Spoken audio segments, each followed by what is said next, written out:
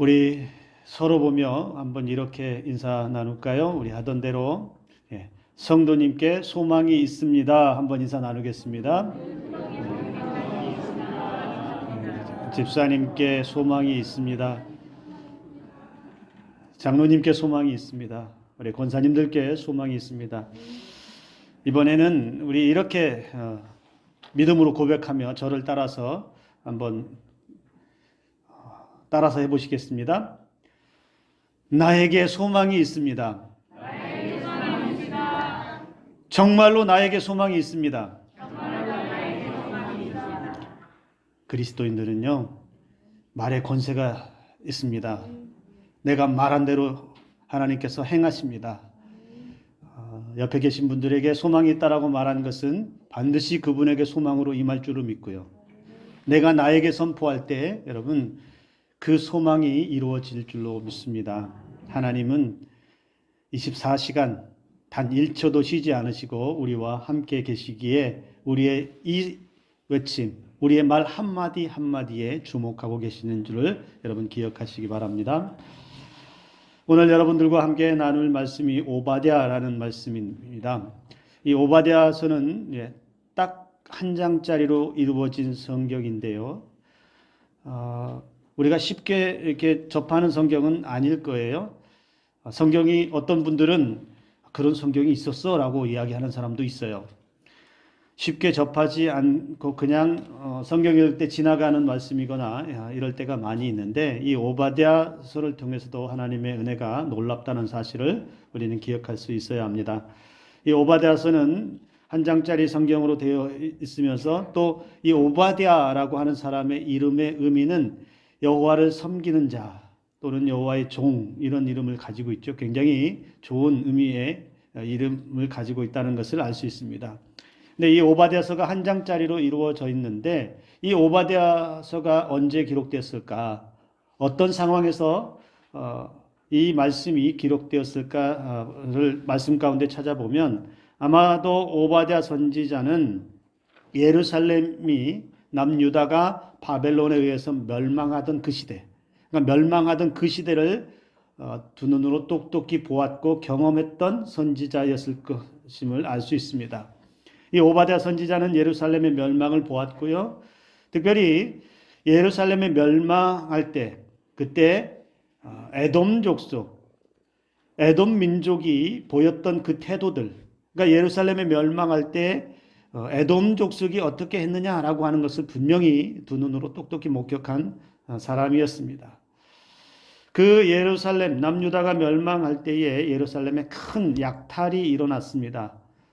바벨론 민족들이 와서도 빼앗고 여러 가지 약탈들을 해갔는데 이 중심에 또 누가 있냐면 에돔 족속이 있었습니다. 바로 이 예루살렘의 멸망과 에돔 족속의 멸망할 때에 바벨론과 함께 가담한 바로 그런 배경을 가지고 오바댜서가 쓰여졌다라는 것을 말씀하고 있는데요. 오늘 본문의 말씀을 통해서 보면 이 에돔을 통해서 여러분 어떤 말씀을 주시느냐. 근데 오바댜서가 시작되면서 어떤 말씀을 주로 이야기하냐면 에돔의 심판을 말합니다. 에돔을 심판할 것이다.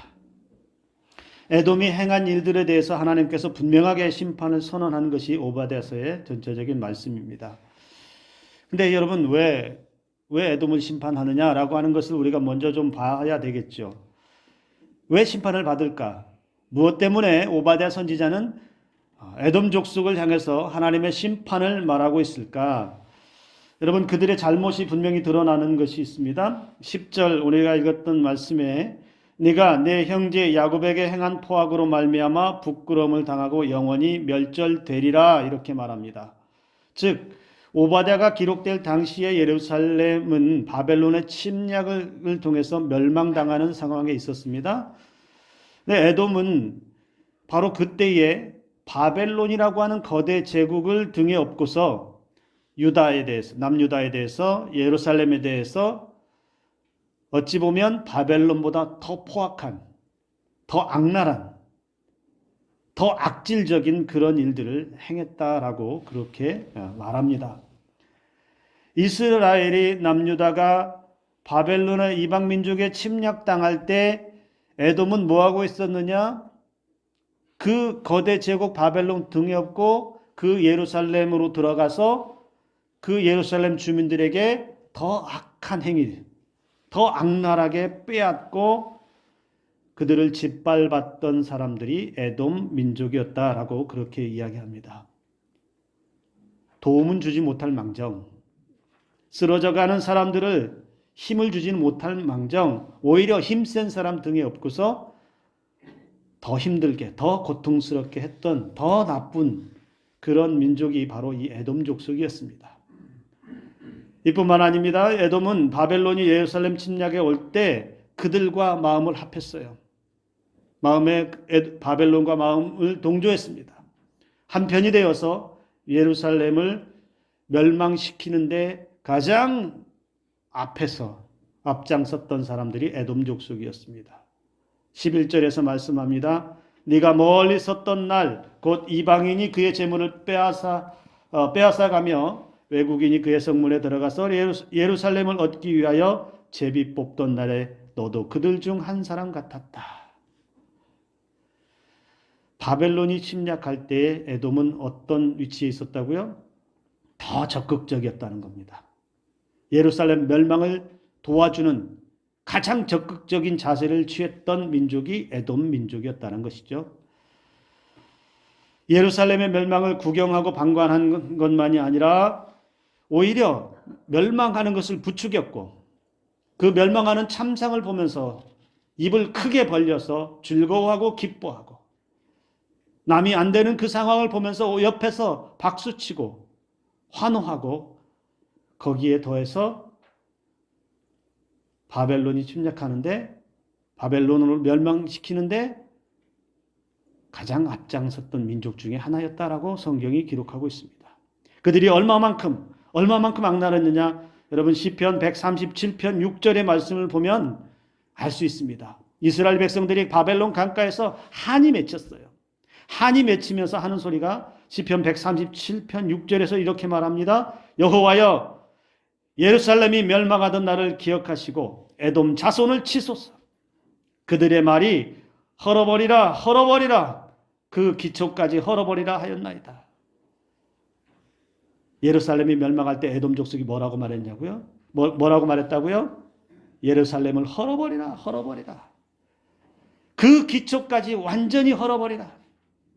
에돔 족속이 그렇게 멸망할 때 외쳤다는 거예요. 그러니까 이스라엘 백성들이 바벨론 포로기에 생각하면 할수록 에돔 족속은 용서할 수가 없는 거예요. 바벨론에게 멸망하는 것도 고통당하는 것도 이게 고통스러운 일이고 어려운 일이고 견딜 수 없는 일인데 에돔 족속은 거기에 부채질했다는 거예요. 에돔 족속은 예루살렘 성문 안으로 직접 들어가기도 하면서 재물들 약탈해 갔습니다. 심지어 어떤 일들을 벌였냐면 예루살렘 주민들이 도망갈 때에 그들을 막아서서 도망가지 못하게 했어요. 예루살렘 사람들을 잡아서 원수에게 바벨론에게 넘겨주는 일에 앞장섰어요. 그들이 얼마만큼 악랄하게 적극적으로 바벨론에 동조했는지를 알 수 있겠죠. 하나님께서 바로 이 에돔 족속의 이 악함을 보셨다는 거예요. 그러면서 에돔을 향해서 하나님이 심판을 명령하시고 에돔이 훗날에 이제 바벨론에 의해서 멸망을 하게 됩니다. 에돔 족속은 하나님을 믿지 않았습니다. 하나님을 그래서 조금 더 의식하지 않았습니다. 그래서 바벨론보다 오히려 더 악랄한 민족으로 기록되었습니다. 여러분, 나라와 나라가 전쟁을 하면 승리한 나라가 어떻게 하죠? 패한 나라의 재산을 빼앗는다든지 몰수한다든지 그런 일들은 흔하게 일어나는 일들이에요. 그런데 나라와 나라들 사이의 전쟁이 그렇게 약탈하고 빼앗는 일이 일어나는데 에돔은 거기에 더해서 더 악랄하게 행했는데 이 행위가 왜 잘못되었느냐? 왜 더 악했냐? 무엇 때문에 하나님의 진노를 부를 만큼, 심판을 부를 만큼 이것이 악한 것이냐라고 하는 것을 우리가 기억할 수 있어야 합니다. 에돔이란 나라가 어떤 나라죠? 그 에돔 족속이 시작이 누구였었죠? 에서였잖아요. 에서는 누구입니까? 야곱의 형입니다. 즉 에돔과 이스라엘은 시작부터 태생부터 어떤 관계예요? 형제 관계로 시작했어요. 물론 그 형제 관계가 좋지는 않았어요. 그러나 어떻게 형제 관계에서 이런 악랄함을 보일 수 있느냐라는 겁니다. 아무리 원수지간의 형제라 하더라도 형제의 나라가 어려움에 빠지고 고통에 처하고 위기가 닥쳤을 때 도와주지는 못할 망정 오히려 그 형제 나라가 망하는 일을 기뻐하고 오히려 형제의 고통을 더 부추기고 이방 민족보다 더 아픔을 주는 일을 이 에돔 족속이 행했다라는 것이죠. 에서와 야곱 창세기에서 우리가 보여지는 이야기는 시작부터 엄마 뱃속에서부터 좋지를 않았지요. 그리고 태어났을 때에 그 에서와 야곱은 어땠습니까? 동생 야곱이 형 에서의 장자권을 팥죽 한 그릇에 사버리고 형이 받아야 할 축복을 가로채는 일들로 인해서 돌이킬 수 없는 갈등의 관계가 형성이 되었고 그로 인해서 이 형제 사이인 에서와 야곱의 후손들까지도 평안할 날이 없을 만큼 오히려 형제가 아닌 적과 같은 그런 사이로 지낼 수밖에 없었던 역사가 있었습니다. 그러나 아무리 사이가 좋지 않았어도 형제는 형제 아니겠습니까? 하나님께서는 마땅히 지켜야 할 도리를 저버리고 그 형제 관계에서 형제를 더 아프게 하고 더 돌봐야 하고 함께 힘이 되어줘야 할 그런 위치에 있는 형제 관계를 오히려 빼앗고 오히려 고통을 주고 망하게 하는 일에 앞장섰던 이 에돔 족속을 향해서는 하나님께서는 심판의 칼을 들었습니다. 에돔은 한마디로 말하면 이렇게 말할 수 있을 것 같아요. 피도 눈물도 없는 민족이었다. 그 악행에 대해서 하나님께서 심판하신다라는 것입니다. 여러분, 우리가 한번 생각해 볼 문제가 있습니다. 우리 주변에도 우리 신앙인 가운데서도 성도 가운데서도 마음이 불편한 사람들이 있을 수 있어요. 어려운 사람들이 있습니다. 대하기에 껄끄러운 사람들이 있어요. 또는 오랫동안 서먹서먹해진 관계가 있을 수 있어요. 그게 가족이 될 수도 있겠고요. 그게 성도가 될 수도 있습니다. 그러나 기억해야 할 것은 하나님께서 원하시는 것은 나의 형제된 나의 자매된 사람들 그 사람들이 껄끄러울지라도 어려울지라도 내 형제와 내 자매가 내 가족이 어려운 일에 당했을 때에 고통에 빠졌을 때에 위기에 있을 때에는 어떻게 해야 된다라고 말씀하고 있습니까? 그들을 더 고통스럽게 하는 것이 아니고 쌤통이다 잘됐다 이렇게 말하는 것이 아니라 그들의 손을 잡아줄 수 있어야 하고 그들을 더 사랑할 수 있어야 하고 관계 회복을 위해서 더 힘써야 된다는 것을 우리는 생각해 보아야 합니다. 혹여나 지금 이 자리에 계신 분들 중에 그런 관계의 사람들이 있다면 다시 한번 돌아보는 은혜가 있기를 주님의 이름으로 권면합니다. 지금 내 마음속에 서먹한 지금 내 마음속에 불편한 작은 것 하나까지도 여러분 돌이켜서 하나님의 은혜로 덮을 수 있고 하나님의 사랑으로 안아줄 수 있고 어려움에 빠졌다면 내가 나서서 힘이 되어줄 수 있는 그리스도인의 사랑이 넘쳐날 수 있기를 주님의 이름으로 축복합니다. 그런데 여러분 이 에돔 족속의 문제는 형제를 괴롭히고 형제를 고통스럽게 한 문제가 있지만 이보다 더 큰 문제가 있어요. 이거보다 더 큰 문제. 그들이 심판을 받을 수밖에 없는, 그리고 이 형제를 그렇게 힘들게 할 수밖에 없는 근본적인 문제가, 더 큰 문제가 하나가 있습니다. 에돔의 죄악과 그 만행, 그 악행이 어디서부터 시작되었을까? 그들이 왜 이렇게 악랄함을 보였을까라고 하는 말씀이 여러분 3절의 말씀에 나타납니다. 3절의 말씀에 너의 마음의 교만이 너를 속였도다. 바위 틈에 거주하며 높은 곳에 사는 자여, 네가 마음에 이르기를 누가 능히 나를 끌어내리겠느냐, 이렇게 말합니다.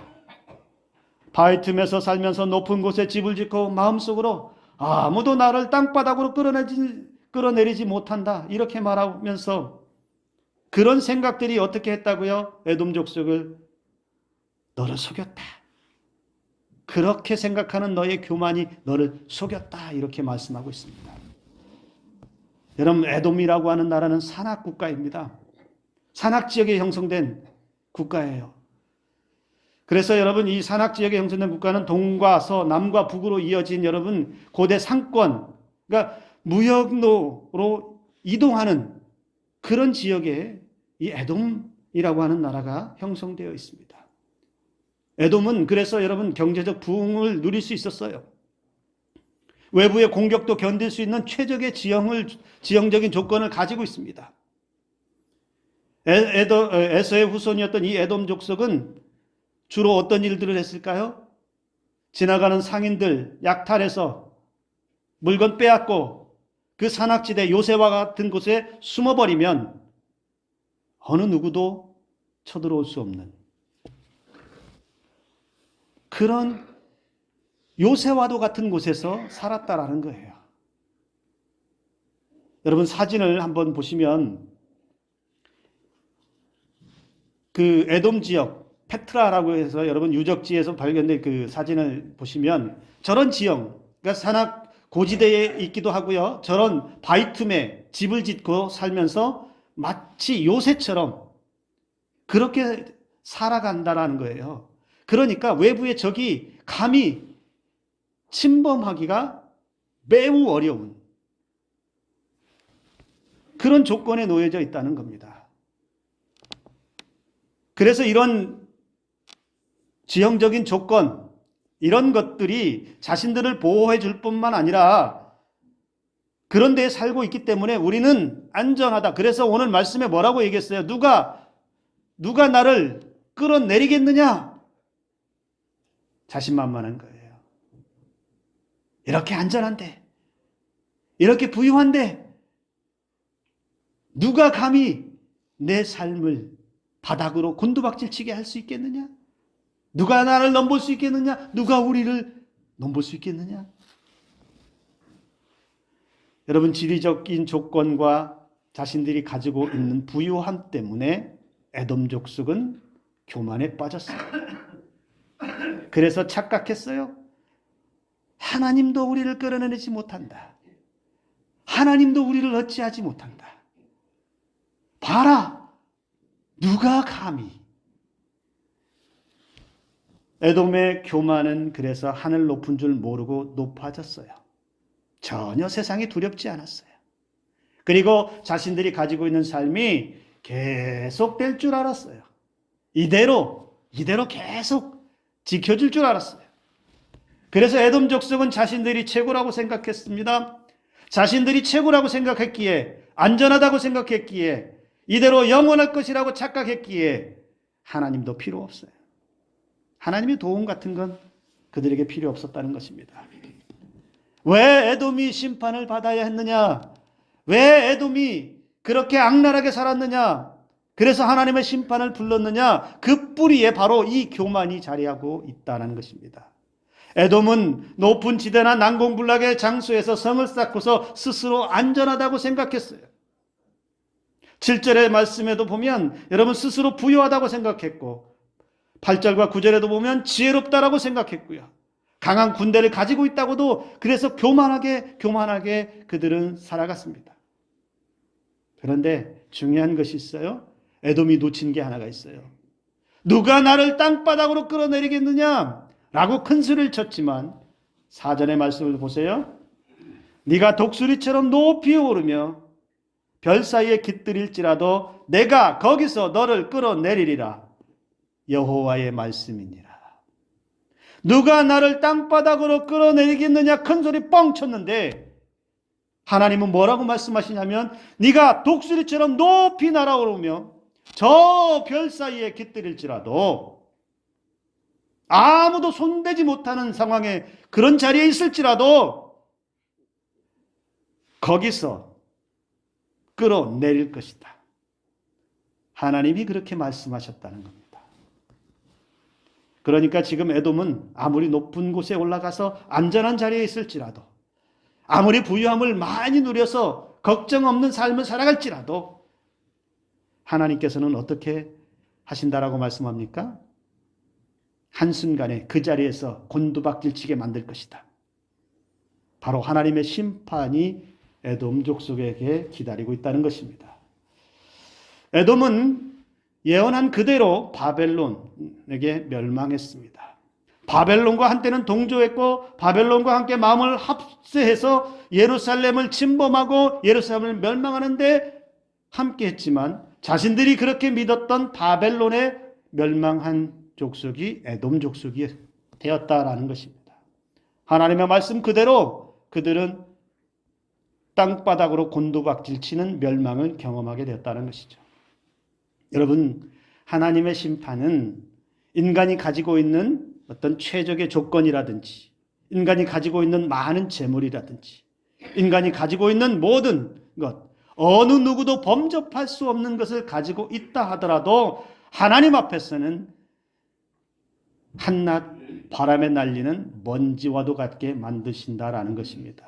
그러니까 우리가 가진 것, 우리가 누리고 있는 것, 우리가 살고 있는 것, 그것이 내 삶을 만족하게 해준다고 해서, 내 삶을 안전하게 해주는 것 같다고 해서, 내 삶을 든든하게 해주고 있다고 해서 그것 때문에 교만하고 우쭐댈 이유는 없다라는 것이죠. 에돔 족속과 비슷한 교만한 나라가 하나가 있습니다. 에돔하고 너무 닮았어요. 그 나라가 어디냐면 여러분 두로라고 하는 나라입니다. 두로. 예수님께서도 사역하실 때 두로와 시돈 지방을 다니셨던 적이 있는데요. 여러분 두로라고 하는 나라는 섬으로 이루어졌어요.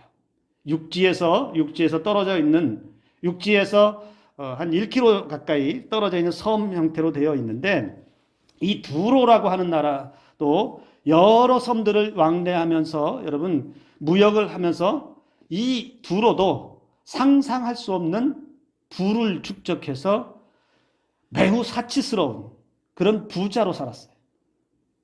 오늘날에도 생각해 보면 와 이런 부를 누렸을까? 그러니까 여러분 돈도 많지요. 부유하지요. 그러니까 아쉬울 게 없는 거예요. 세상에 두려울 것이 없는 거예요. 그런데 하나님께서는 이 두로도 멸망할 것이라고 선지자를 통해 말씀하십니다. 에스겔 선지자를 통해서 분명하게 두로가 멸망하고 심판받을 것이라고 이야기해요. 그러면 여러분 두로가 어떻게 망했을까? 그 부자 나라 그리고 이 두로라고 하는 나라의 지형도 우리가 잘 살펴봐요. 여러분 지도를 보시면 두로가 있고요.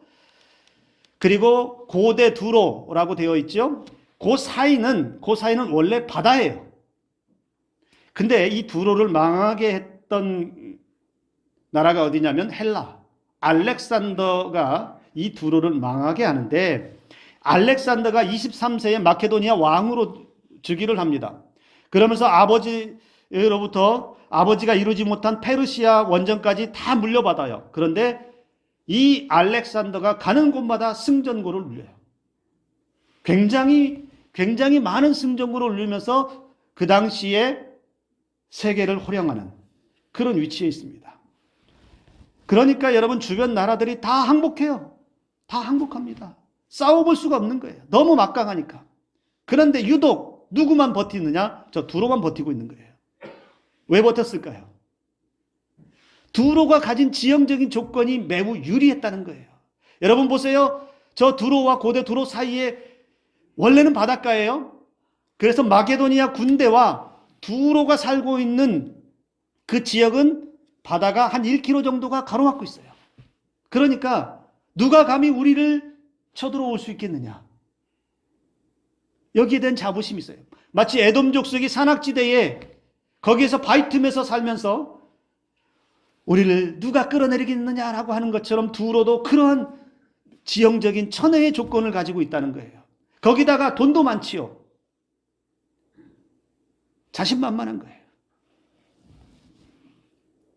그리고 두로가 가지고 있는 자신감 중에 하나는 북아프리카의 식민지였던 카르타고라고 하는 곳에서 도움을 받을 수 있을 것이라고 기대하고 있었어요.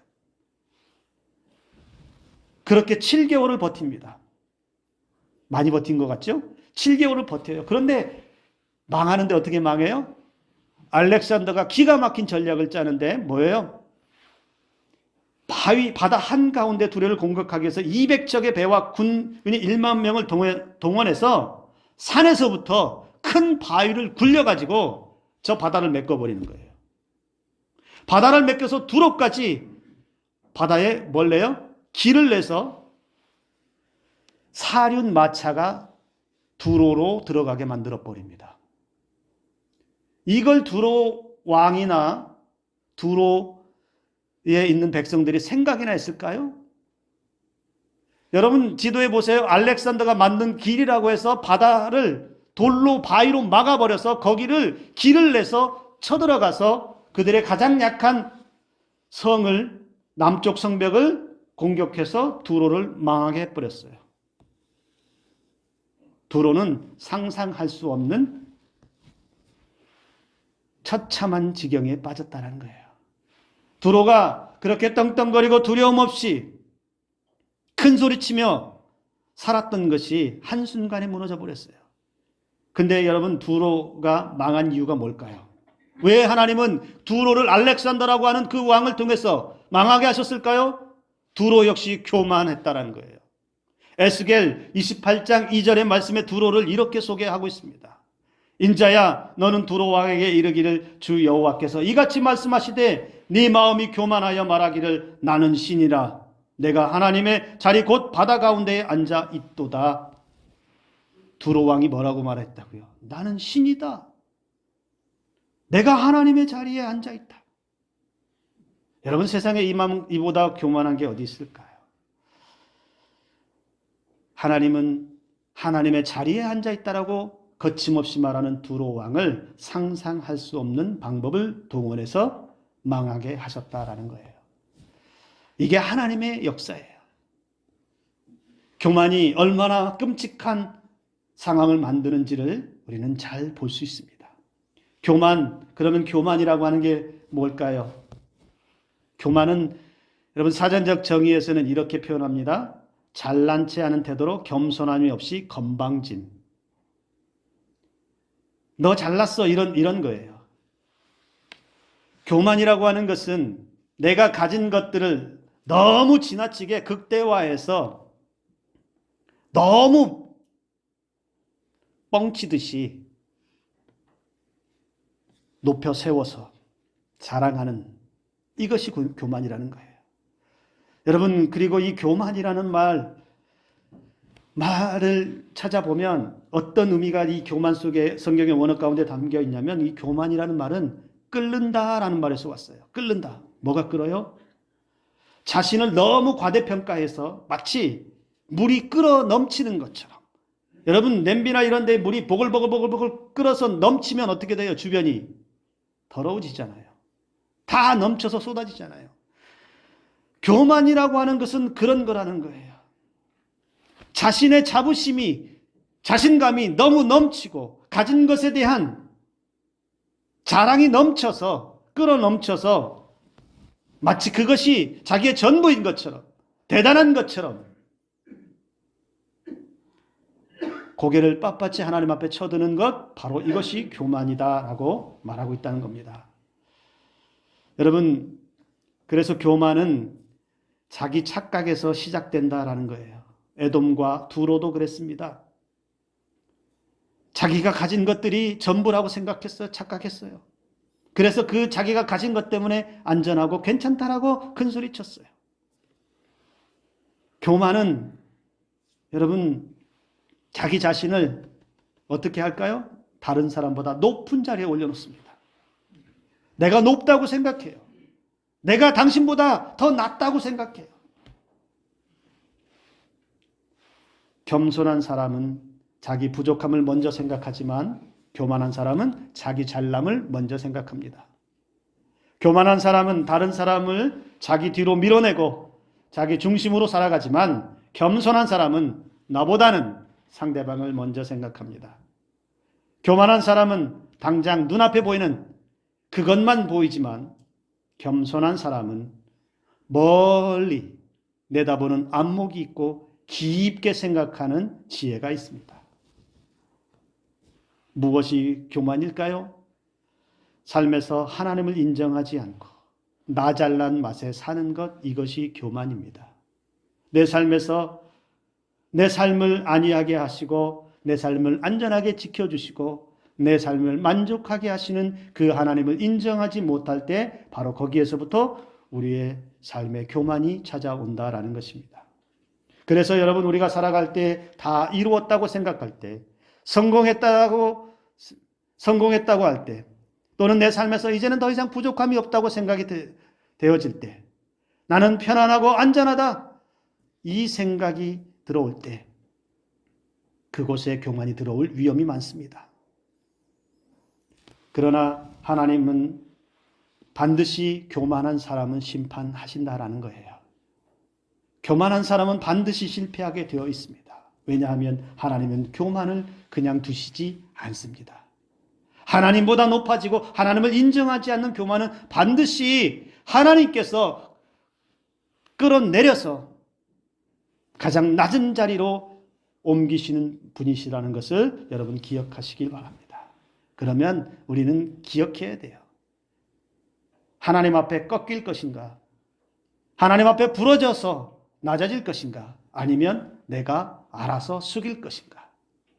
오늘 저와 여러분들의 삶에서는 하나님 앞에 낮아짐으로 숙여지는 은혜가 있기를 주님의 이름으로 축복합니다.